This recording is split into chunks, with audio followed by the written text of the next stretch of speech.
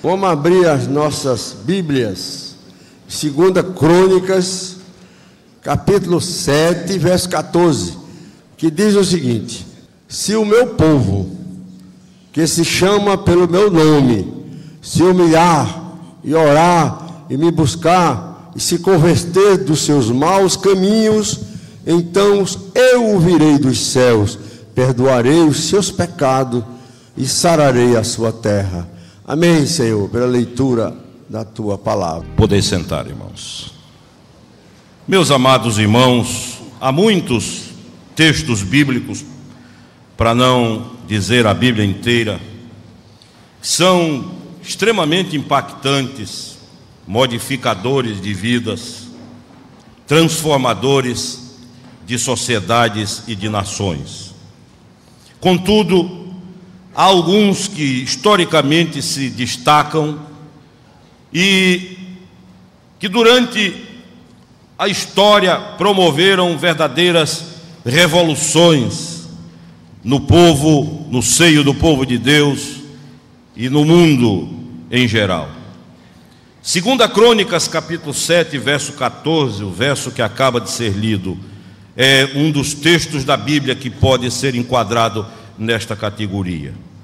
Alguns dos maiores avivamentos da história da igreja do Senhor Jesus começaram, eclodiram, surgiram, apareceram, aconteceram, inspirados, motivados, direcionados, balizados, conduzidos pela realidade que está contida na mensagem do verso 14 de 2 Crônicas, capítulo 7.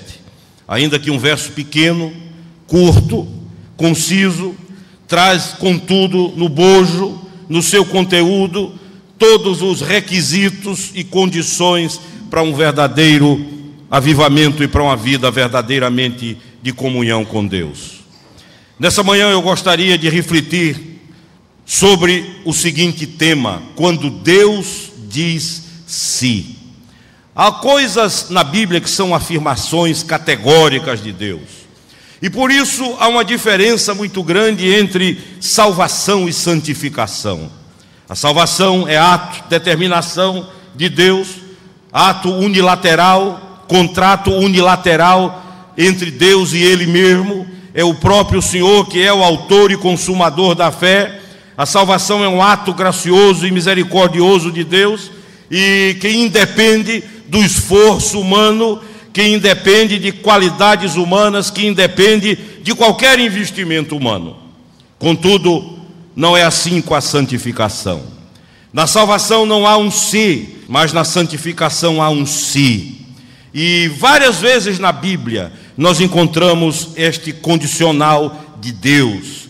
Várias vezes na Bíblia, no decorrer da história, nós encontramos as coisas dependendo de um si. Jesus disse: se alguém quer ser meu discípulo, se não é forçado, não é imposto, não é colocado garganta abaixo. Ele diz: se quer, se deseja, se alguém pensa, se alguém tem vontade de ser meu discípulo, aí está a condição, aí está o condicional. Em 2 Crônicas 7,14 surge a realidade desta mesma condição. Se é o que Deus diz. Há uma série de bênçãos propostas, há uma série de vitórias oferecidas, há uma sequência de coisas boas que irão acontecer. Contudo, se é a palavra de Deus. O contexto do texto lido nos mostra Salomão tratando da inauguração do grande templo de Jerusalém. Sonho sonhado por Davi, seu pai, mas não realizado porque Deus não permitiu, tendo em vista Davi ter sido um homem de guerra, de mãos cheias de sangue, de batalhas constantes contra filisteus, contra inimigos. Entretanto, o pedido, o desejo, o anelo do coração de Davi foi satisfeito nas realizações do filho. E Salomão agora se vê diante do templo, de uma construção memorável, extraordinária, mas ele tem uma percepção extraordinária de que não adianta templo sem bênção, não adianta construção sem Deus, Não adianta ter todos os objetos do culto se a bênção de Deus não estiver ali. Ele percebe que a grandeza das colunas, a riqueza da decoração do templo, as cortinas, o véu, os santuários, os átrios, o Santo dos Santos, os portais, toda a riqueza daquela grande construção, do ponto de vista arquitetônico é muito bonito, do ponto de vista religioso é solene, mas ele percebe, ele sente, ele tem um feeling de que se a bênção de Deus não estiver ali, de nada valerá toda a pujança daquela construção. E é por isso que ele dobra-se diante de Deus e clama, chora, roga, suplica, ora. Ele entende agora o que disse Isaque ao pai Abrão na subida do Monte Moriá: Pai, aqui temos a lenha, aqui temos o cutelo, mas o cordeiro onde está? O jovem percebe que não pode haver culto sem cordeiro, que não pode haver celebração sem cordeiro, de que o cutelo pode estar muito bem afiado, de que a lenha pode ser da melhor qualidade, mas lenha e cutelo não bastam para realizar um culto a Deus. Há que se ter a presença do cordeiro, porque só o derramamento do sangue do cordeiro é que satisfaz a justiça de Deus. E agora Salomão ora e diz: aqui está o templo, aqui estão as colunas, os portais, aqui está o colosso de uma construção. Contudo, Senhor, tem misericórdia, põe aqui os teus olhos, vem para esse lugar, avaliza isso, autentica isso, põe a tua mão aqui para que as coisas aconteçam. Não queremos um templo sem bênção, não queremos uma estrutura sem o Espírito, não queremos cutelo, lenha, não queremos, Senhor, os elementos do culto sem o principal, que é o Deus a ser cultuado. É interessante como nós corremos esse risco, principalmente aqueles que nascem e crescem dentro do ambiente da igreja. Estes são muito mais tendentes a mecanizar, a banalizar, a transformar o culto em algo automático. Esses são muito mais tendentes a não ter as sensações normais que acometem a vida de alguém que, vindo do mundo do pecado, da lama propriamente dita, conhece a luz do Evangelho e apaixona-se de forma integral pela beleza do reino de Deus. Aqueles que fazem do culto uma rotina, uma coisa mecânica, começam a não ter percepção ou distinguir a voz de Deus da voz humana. Assim aconteceu com o jovem Samuel. Ele foi levado ao templo com 1 ano de idade, consagrado por sua mãe.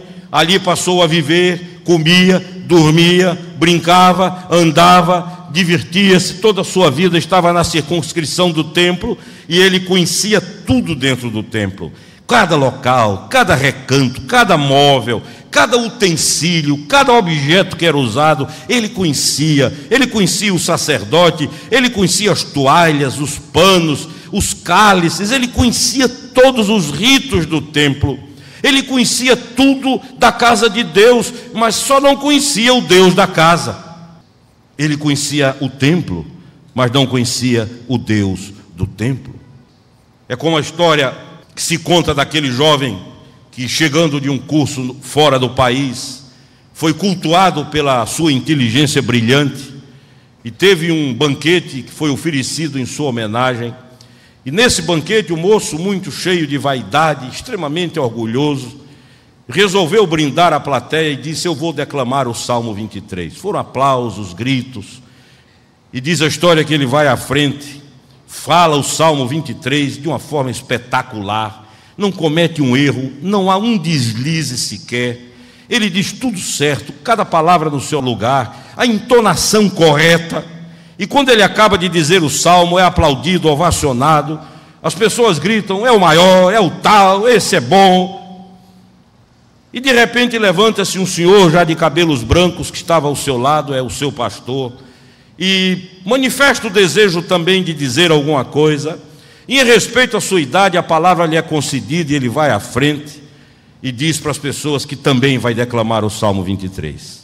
E as comparações foram inevitáveis. Um murmúrio correu e disseram: mas esse homem não tem juízo. Como é que ele vai dizer a mesma coisa que o moço disse? O moço deu um show, O moço foi espetacular, incomparável, agora vai ele aí dizer a mesma coisa e vão fazer as comparações e ele, coitado, vai sofrer. E o velhinho foi à frente e começou a dizer o Salmo 23. Começa, erra, começa de novo, gagueja um pouco, falha aqui, falha acolá, finalmente consegue terminar o Salmo, e quando termina, diz a história que muitas pessoas choravam, ninguém aplaudiu, ninguém gritou, mas muitos choravam. E o moço, inteligente, percebeu e olhou para o velhinho ao seu lado e disse: o senhor tem um segredo que eu não conheço. Eu atingi a mente, mas o senhor atingiu o coração. Eu cheguei no intelecto das pessoas, mas o senhor foi a alma das pessoas. O que é que o senhor conhece que eu não conheço? O que é que o senhor sabe que eu não sei? E diz o velho pastor para aquele jovem ainda soberbo: meu filho, a diferença é uma só, é que você conhece muito bem o salmo do pastor, mas eu conheço o pastor do salmo. É com ele que eu ando, é a ele que eu amo, é com ele que eu me relaciono. Há muitas pessoas que sabem tudo sobre igreja, mas não conhecem o Deus da igreja. Vivem aí nos bancos, cantam, se manifestam para ajudar, mas na verdade nunca tiveram o gosto, o sabor, a experiência de um encontro pessoal, genuíno, encontro que tem hora, que tem dia, que tem lugar, que é inesquecível e às vezes inenarrável. São aqueles que são treinados, acostumados, ambientados de tal forma com a vida do povo de Deus, com a vida da igreja, com a vida religiosa, com a vida cultica, que já não tem mais necessidade de uma experiência pessoal com o Senhor. E é por isso que Salomão ora. Temos que entender que essa oração não é feita por um povo qualquer, é o povo escolhido. Tem identidade, é um povo que sabe quem é, de onde veio e para onde vai. E aí, diante da oração, que Deus começa a dizer as condições para a vitória. E são essas condições ditas por Deus, que atravessam os séculos, que passam por cima das estepes da história e chegam até a nossa vida nesta manhã de domingo, em pleno século 21, na cidade do Recife. O Senhor olha para Salomão e se dispõe a abençoar, mas ele impõe algumas condições. Primeiro ele diz: se o meu povo, não é um povo pagão, não é um povo estranho, não se refere Deus àqueles que são descompromissados com ele, ele diz: se o meu povo, que se chama pelo meu nome, que diz ser povo de Deus, gente de Deus, nação de Deus, se esse povo, se o meu povo, que se chama pelo meu nome, se humilhar e orar e buscar a minha face e se converter dos seus maus caminhos, então, aí, como resultado, como consequência, eu ouvirei dos céus, perdoarei os seus pecados e sararei a sua terra. Primeiro diz ele: se humilhar. Nenhum de nós gosta disso. E o que a Bíblia diz, o que a Bíblia ensina, não é que alguém tenha que nos humilhar, mas é a humilhação pessoal, é o reconhecimento da absoluta falta de condição para travar qualquer negócio com Deus. Se humilhar, é o próprio povo que se humilha. Meus irmãos, a Bíblia diz assim: a soberba precede a ruína. Se você quer ver alguém caminhando para a ruína, constate, detecte nesta vida a soberba. E é impressionante como a soberba é uma doença espiritual. Ela independe de classe social, ela independe de nível intelectual, ela independe de formação, qualquer que seja, acadêmica ou não. O soberbo é soberbo, ainda que viva numa favela, ainda que seja analfabeto, ainda que ande na miséria, ele é soberbo.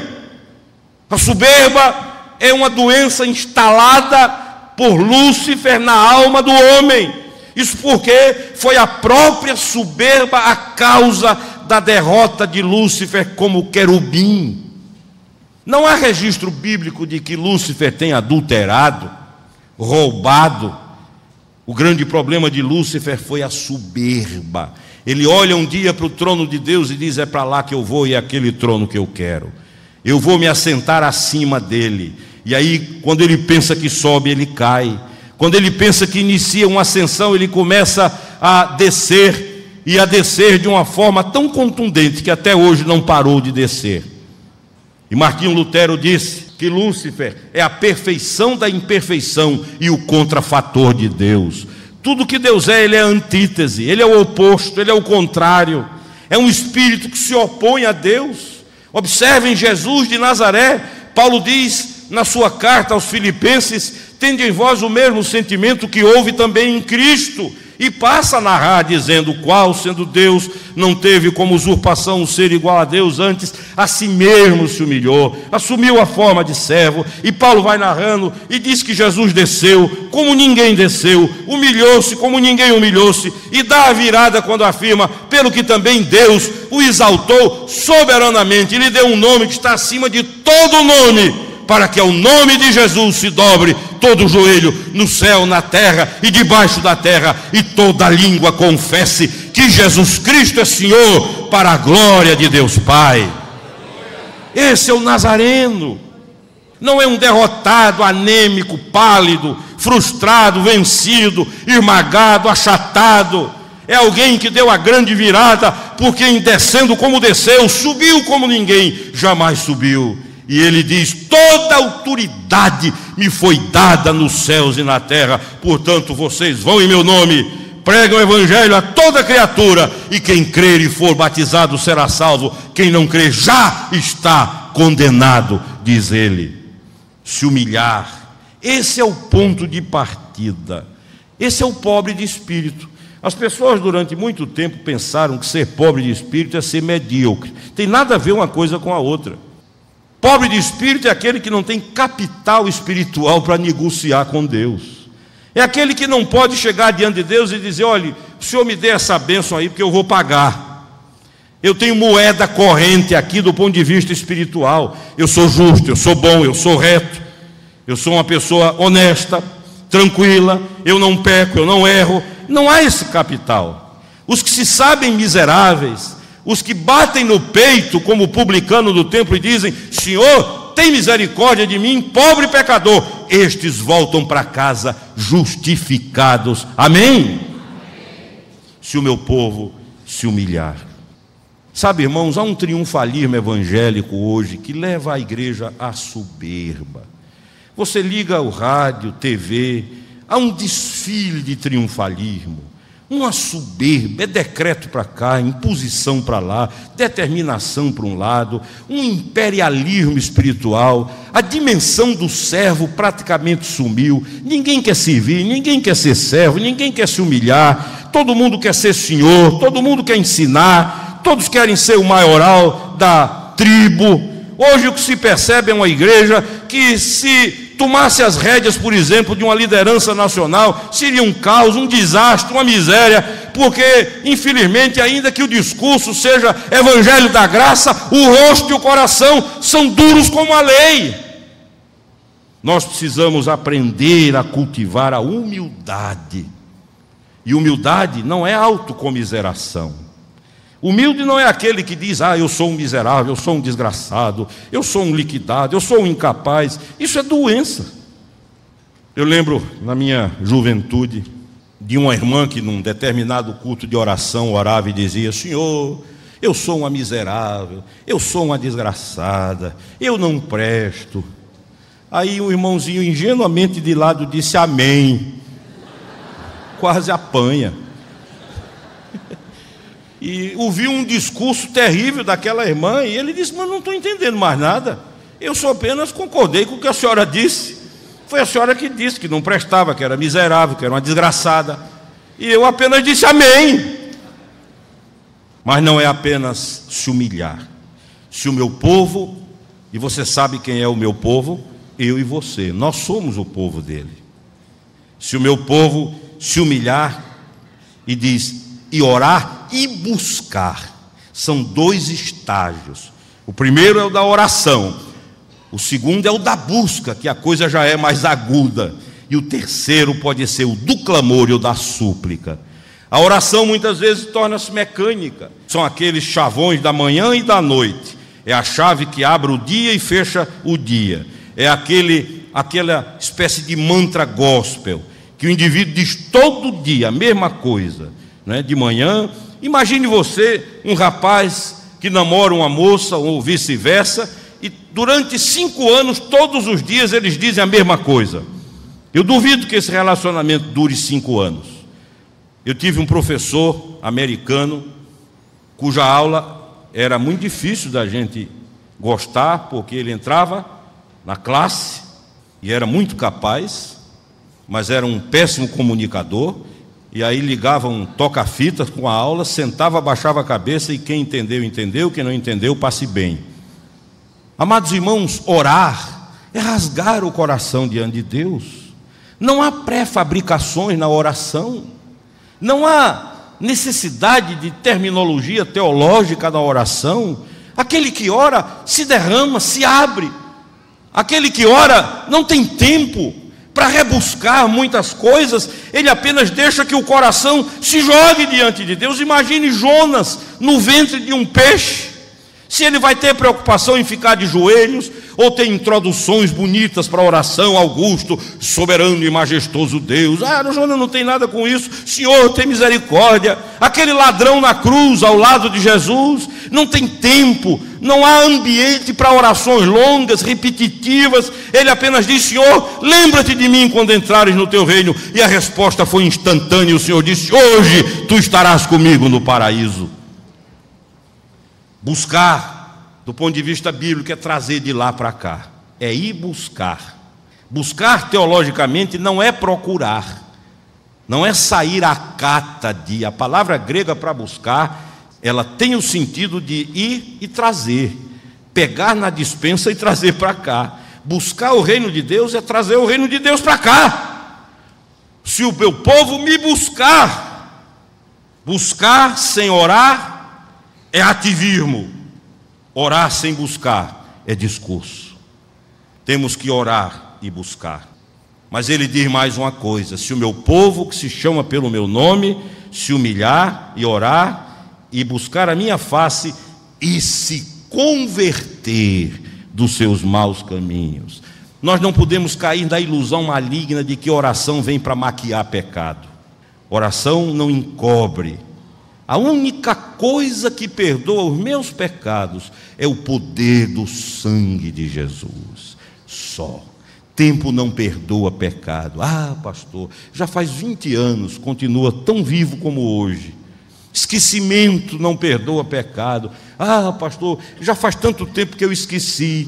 Mas essa memória vai ser reativada de vez em quando. A única coisa que cobre, que perdoa, que anula, que limpa, que lava, que purifica, que resolve, que desata, que desarma pecado é o poder do sangue de Jesus.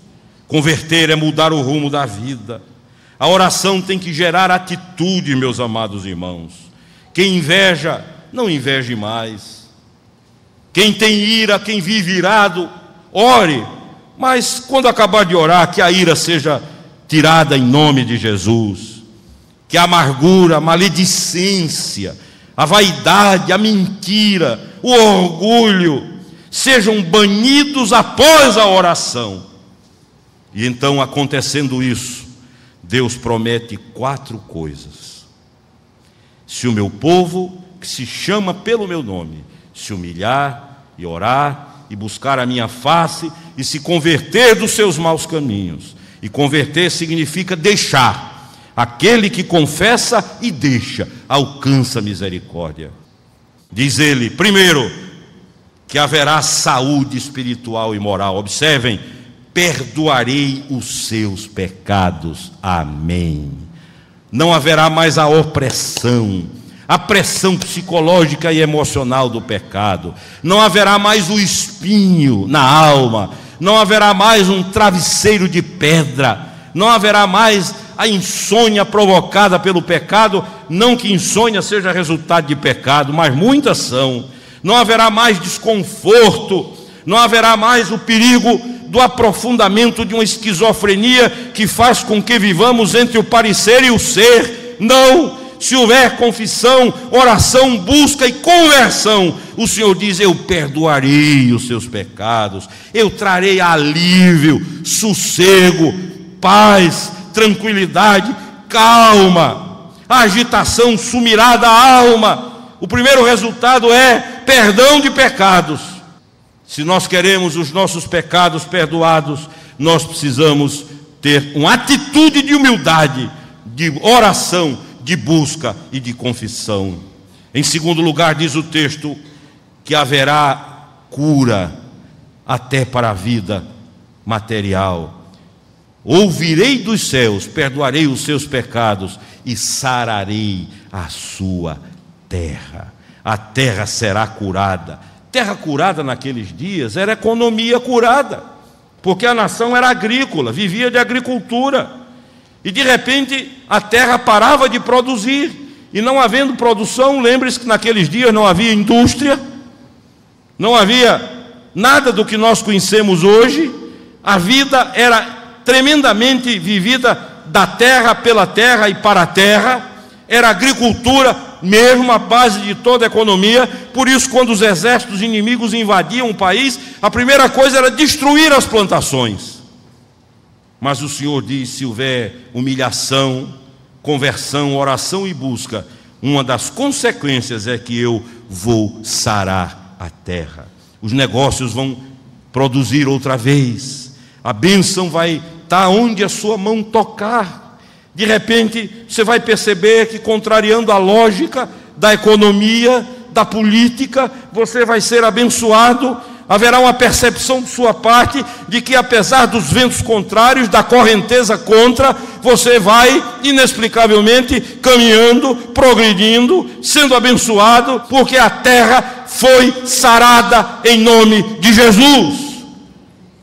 Quando o pecado toma conta da nossa vida, a sensação que temos é aquela descrita pelo profeta Ageu: é de quem ajunta em saco furado. Quanto mais enche, mais vazio fica o saco.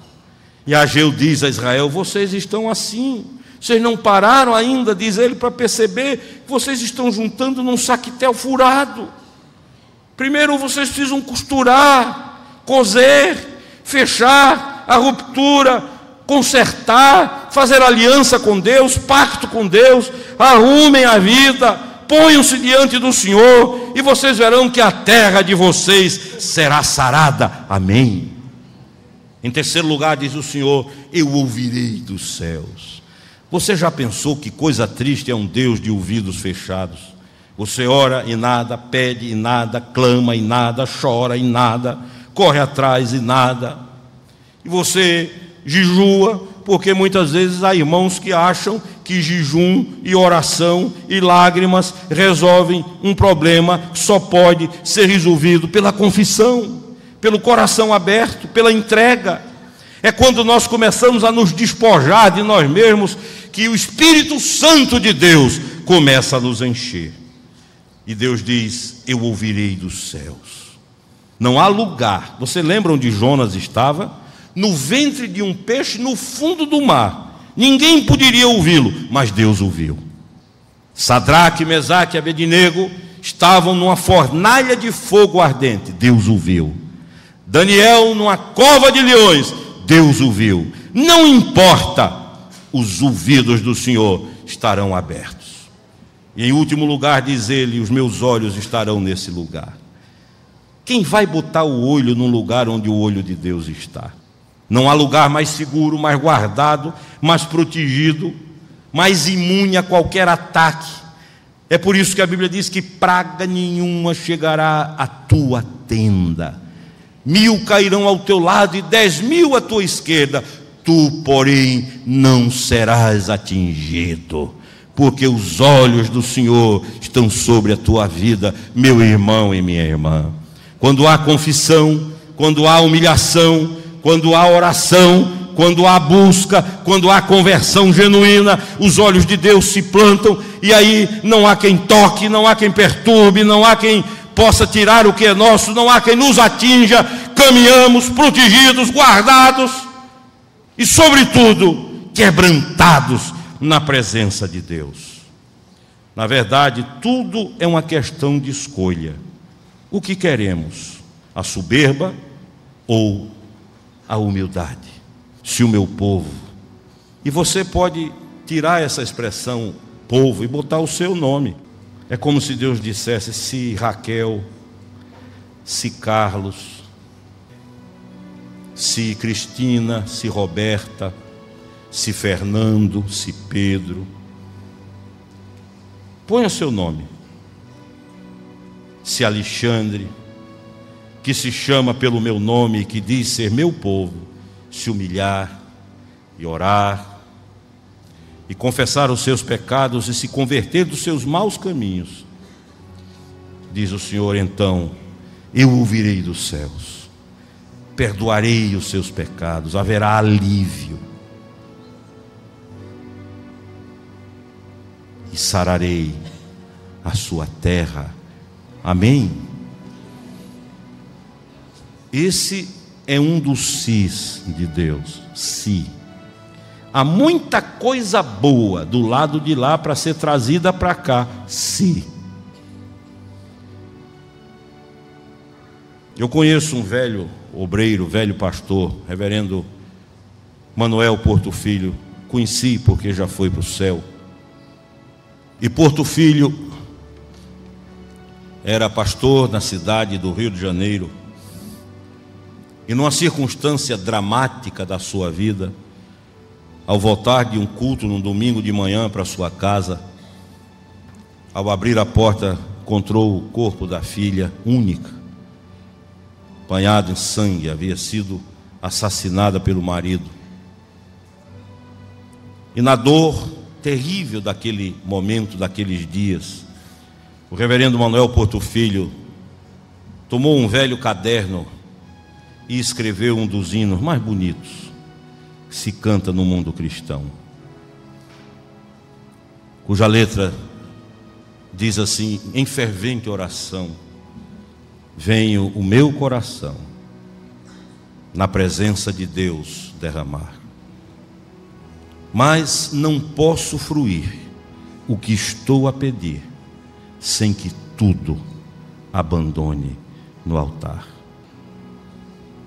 Se orares então sem que o teu coração goze a paz que o Senhor pode dar, é que Deus não sentiu, que tua alma se abriu, tudo deixando no altar. Maravilhas de amor te fará o Senhor, respondendo à oração que aceitar. Seu imenso poder te virá socorrer quando tudo deixares no altar. E o refrão ele escreveu assim: quando tudo perante o Senhor estiver, quando todo o teu ser Ele controlar, tu então hás de ver que o Senhor tem poder, quando tudo deixares no altar. Tudo para ele era a única filha que tombara sob a mão criminosa. Era a última rendição, era o último lugar ainda não devassado de sua alma, era a única dor não sentida em 50 anos de vida pastoral.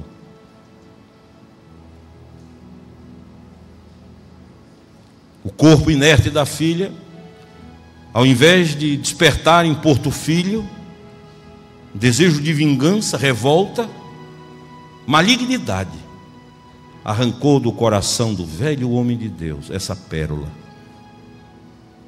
Quando tudo estiver sobre o altar.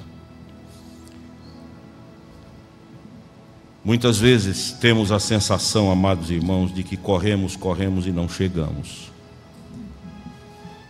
de que buscamos e não achamos. Muitas vezes temos a sensação de que o céu parece de bronze e que as nossas orações batem no bronze e voltam. Muitas vezes temos os pés gelados pela insegurança e pela incerteza. Sabe por quê? Porque ainda não foi tudo posto sobre o altar. O caminho para a plenitude do Espírito Santo passa pela entrega incondicional. Se o meu povo... E se há trechos da Bíblia que me tocam, é quando eu vejo Deus quase chorando. Lá em Miqueias, ele diz isso. Ele fala de Efraim em Oséias e diz: eu já não posso mais conter a minha compaixão. Não há como segurar. Como poderia eu, Efraim, fazer um mal a ti, apesar de tu teres feito tanto mal a mim? Se o meu povo, que se chama pelo meu nome, se humilhar, orar e buscar a minha face e se converter dos seus maus caminhos, então eu ouvirei dos céus, perdoarei os seus pecados e sararei a sua terra. Amém. Curve a sua cabeça. E eu quero orar com você nesta manhã. Quero fazer um apelo rápido. Você, nessa manhã, deseja olhar para o Senhor Deus e dizer: Senhor, eu me humilho. Eu oro, eu confesso. Eu me volto para ti. Perdoa os meus pecados. Sara a minha terra. Que meus negócios voltem a produzir. Não porque eu faço barganha contigo. Não é uma questão de câmbio. Mas porque eu entendo nessa manhã que na confissão e no abandono está a vitória da minha vida. Se você quer orar comigo assim, eu vou pedir que você fique de pé onde você estiver, em nome de Jesus, e nós vamos orar. Se o meu povo, que se chama pelo meu nome, você, meu irmão, minha irmã, é esse povo. Por que resistir? Renda-se. Você já deve ter descoberto as custas de suas lágrimas e de muita dor, que não vale a pena viver um estilo de vida contrário à palavra de Deus. O tributo, o custo é muito alto. Então chega. A Bíblia diz que há caminhos que ao homem parecem bons, prazerosos, gostosos, mas o fim deles, diz a Bíblia, é a morte. O Senhor diz: eu sou o caminho, a verdade e a vida. Ninguém vem ao Pai a não ser por mim. Curve a sua cabeça. Senhor, nós pedimos que a tua palavra, ela se encarne em nossa vida, e que nós nessa manhã possamos ter em nós a mesma sensação que teve Pedro à beira daquele mar, quando disse: afasta-te de mim, porque sou pecador. Ao que tu respondeste dizendo: eu farei de ti um pescador de homens. Que nessa manhã não tenhamos nenhuma ilusão quanto a nós, que não haja, ó Deus, nenhuma ilusão quanto à nossa própria vida, mas que haja consciência real de que tu nos amas como somos, e que isso gere confissão honesta e sincera.